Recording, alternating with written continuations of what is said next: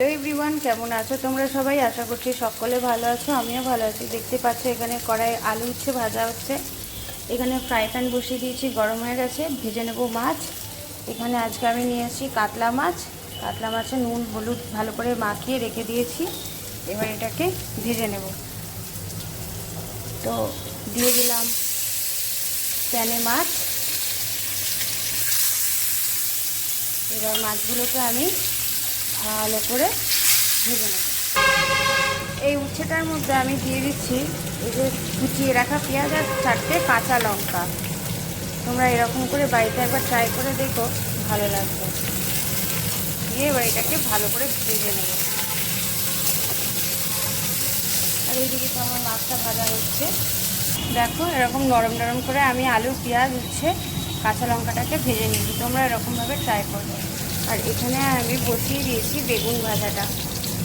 কড়াইটা গরম হয়ে গেছে, কড়াইতে দিয়ে দিয়েছি জিরে আর শুকনো লঙ্কা। এবার কেটে নুন হলুদ মাখানো এই আলুগুলো মাছের ঝোলের জন্য দিয়ে দিলাম। দিয়ে এগুলোকে ভেজে নেব।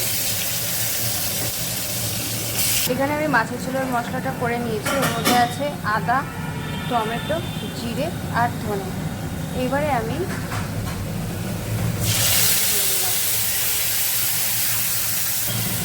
দিয়ে দিচ্ছি লঙ্কা বাটা।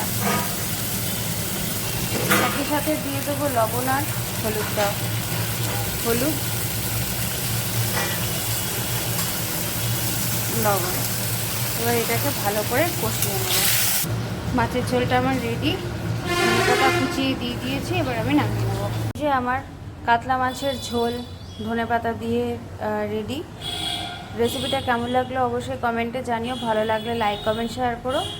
আর যারা ফেসবুক থেকে দেখবে তারা আমার চ্যানেলটাকে ফলো করে দিও। তো আজকের মতন টাটা, দেখা হচ্ছে নেক্সট দিন।